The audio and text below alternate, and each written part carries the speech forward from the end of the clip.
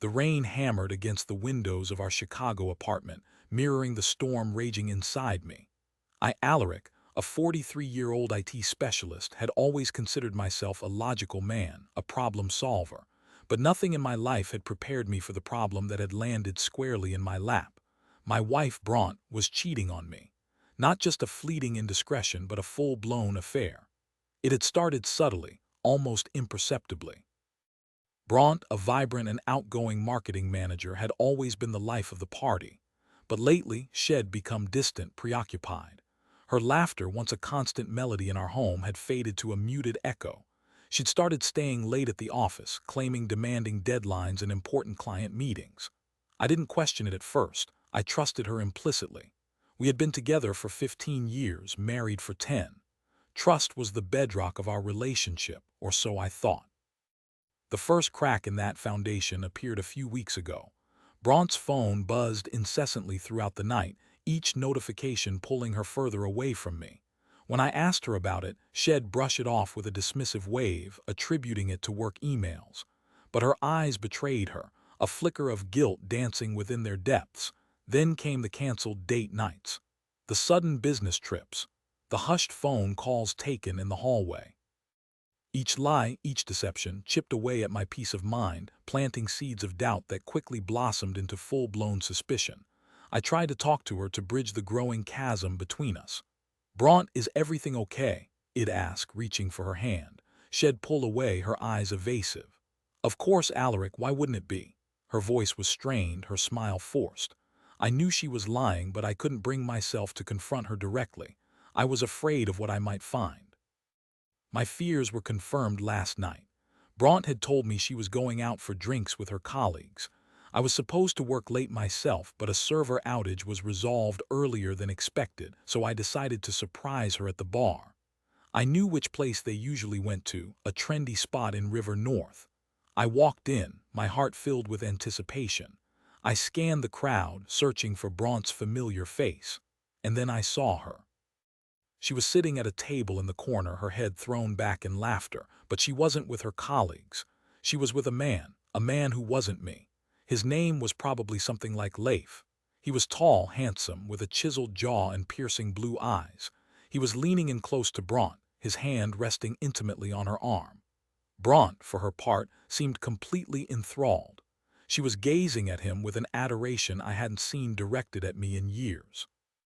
The sight hit me like a physical blow, knocking the wind out of my lungs. My world tilted on its axis, the solid ground beneath my feet dissolving into quicksand. I stood there, frozen, watching them, unable to move, unable to breathe. It was like an out-of-body experience, as if I were watching a movie unfold before my eyes, a movie starring actors I didn't recognize. I wanted to scream, to confront them, to tear them apart. But I couldn't. I was paralyzed by shock, by disbelief, by the sheer magnitude of the betrayal. Instead, I turned and fled, stumbling out of the bar and into the cold Chicago night. I walked for hours, aimlessly wandering the streets, the rain soaking me to the bone. My mind was a maelstrom of emotions: anger, hurt, confusion, and above all, a profound sense of loss. How could she do this to me? How could she betray our love, our marriage, our life together? I didn't sleep that night. I sat in the living room, staring out the window, watching the city lights blur through the rain-streaked glass. When Bronte finally came home in the early hours of the morning, I pretended to be asleep. I couldn't face her. Not yet. The next morning, I woke up with a heavy heart and a steely resolve. I couldn't ignore what I had seen. I needed answers. I needed to know the truth. I waited until Bronte had left for work, then I started my investigation. I knew it was a violation of her privacy, but I felt I had no choice. I started with her phone. I knew her password, she hadn't changed it in years. I scrolled through her messages, my heart pounding in my chest, and there it was. A string of explicit texts between Bronte and Leif, declarations of love, promises of a future together, and graphic descriptions of their encounters. My stomach churned. I felt like I was going to be sick. I moved on to her laptop. I found emails, photos, even a shared online calendar filled with secret rendezvous. The evidence was overwhelming, irrefutable. Bronte had been having an affair for months, meticulously planning her deception. weaving a web of lies that had ensnared me completely. I sat back in my chair, numb. The truth was even more devastating than I had imagined. I had been living a lie, blinded by my love and trust for a woman who clearly didn't feel the same way about me. That evening when Bronte came home, I was waiting for her. I had gathered all the evidence, the phone, the laptop, the printouts of the messages and emails, and placed them on the coffee table. She walked in, her face bright and cheerful. "Hi, honey, how was your day?" she asked, giving me a peck on the cheek. I didn't respond. I just gestured towards the coffee table. She followed my gaze, her eyes widening as she took in the scene. Her smile faltered, then vanished completely. "What is all this?" she asked, her voice trembling slightly. "You know damn well what it is, Bronte," I said, my voice cold and hard. "I know about Leif. I know about the affair. I know everything." Her face crumpled, tears welled up in her eyes. "Alaric," she stammered, but I cut her off. "Don't," I said, raising my hand. "Don't even try to deny it. I've seen the messages, the emails, the photos. I saw you with him last night." She sank onto the sofa, her head in her hands. "It just happened," she sobbed. "I didn't mean for it to just happen," I repeated, my voice rising. "You've been planning this for months. You've been lying to me, deceiving me, betraying me every step of the way." I know," she cried. "I'm so sorry, Alaric. Please forgive me." Forgive her? After everything she had done? After the pain and humiliation she had inflicted upon me? It was impossible. "I can't, Bronte," I said, shaking my head. "I can't forgive you. I can't trust you. It's over." She looked up at me, her eyes filled with desperation. "No, Alaric, please don't do this. We can work through this. We can go to counseling." "There's nothing to work through, Bronte," I said, my voice flat. "You destroyed our marriage. You destroyed our trust. There's no going back." I walked into the bedroom and started packing my things. Bronte followed me, pleading, begging, promising to change. But I was deaf to her words. My mind was made up. I was leaving. "Where are you going?" she asked, her voice choked with tears. "I don't know," I said. "Anywhere but here. Anywhere where I don't have to look at you." I finished packing, grabbed my suitcase, and walked out the door. I didn't look back. I couldn't. I knew if I did, I might weaken, I might give in. And I couldn't allow myself to do that. I had to protect myself, to salvage what was left of my dignity and self-respect. I spent the next few weeks in a hotel, trying to process what had happened. I felt like I was living in a nightmare, a surreal and twisted version of my former life. I couldn't eat, I couldn't sleep, I couldn't concentrate. I was consumed by anger, sadness, and a deep sense of emptiness. I consulted a lawyer and filed for divorce. Bronte didn't contest it. She knew she was in the wrong. The divorce was finalized quickly and efficiently. I didn't ask for much, just my fair share of the assets. I wanted to be done with her, to erase her from my life completely. After the divorce, I decided to make a fresh start. I quit my job, sold my apartment, and moved to a small town in Oregon. I needed a change of scenery, a chance to heal and rebuild my life. I bought a small cabin in the woods and spent my days hiking, fishing, and reading. I slowly began to find peace and solace in nature, but the pain of Bronte's betrayal still lingered, a dull ache in my heart. I knew it would take time to fully heal, to learn to trust again, to open myself up to the possibility of love. One day, a few months after I had moved to Oregon, I received an unexpected email.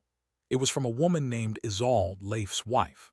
She had found out about the affair and was furious. She had left Leif and was now seeking revenge. Isolde had uncovered some damaging information about Leif's business dealings, shady transactions, tax evasion, and other illegal activities. She wanted my help in exposing him. She knew I had been wronged by Leif and Bronte, and she thought I might be willing to join forces with her. At first, I hesitated. I didn't want to get involved in a messy revenge plot. I just wanted to move on with my life. But then I thought about Bronte, about the pain she had caused me, about the way she had so callously betrayed our love. And I realized that I couldn't let them get away with it. They deserved to be punished for their actions. I contacted Isolde and agreed to help her. Together, we meticulously gathered evidence, documented Leif's illegal activities, and prepared to expose him to the authorities. It was a risky undertaking, but we were determined to see it through. We leaked the information to the local newspaper, which published a series of articles detailing Leif's crimes. The story quickly gained national attention, and Leif was soon under investigation by the FBI. He was arrested and charged with multiple felonies.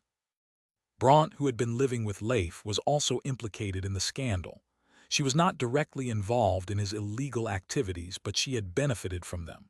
Her reputation was ruined. Her career was over.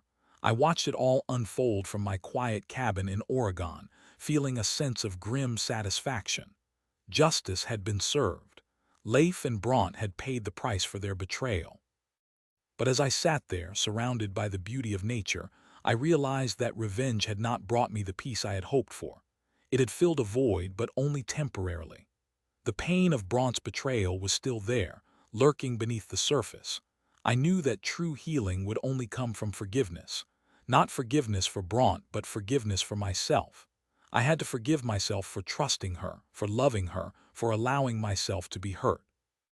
I had to let go of the anger and resentment and embrace the possibility of a future filled with love and happiness. It was a long and difficult journey, but I eventually got there. I learned to forgive myself, to move on from the past, and to open my heart to new possibilities. I started dating again, cautiously at first, but with growing confidence. I met a wonderful woman named Ottilie, who was kind, compassionate, and understanding. We fell in love and built a life together in Oregon. Years later, I received a letter from Bronte. She was living in a small town in Montana, working as a waitress. She had lost everything: her career, her friends, her family. She was alone and miserable. She wrote to apologize for the pain she had caused me and to ask for my forgiveness. I read the letter with a mixture of emotions. Part of me felt a flicker of sympathy for her, but another part of me remembered the pain, the betrayal, the devastation she had inflicted upon me. I didn't respond to her letter.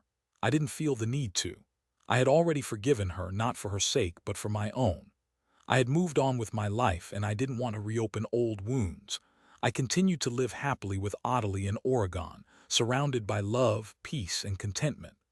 I had learned a valuable lesson from my experience with Bronte: that trust is precious, that betrayal is devastating, and that forgiveness is the key to healing and moving on. And although the scars of the past would always be there, they no longer defined me. I was stronger, wiser, and more resilient than ever before.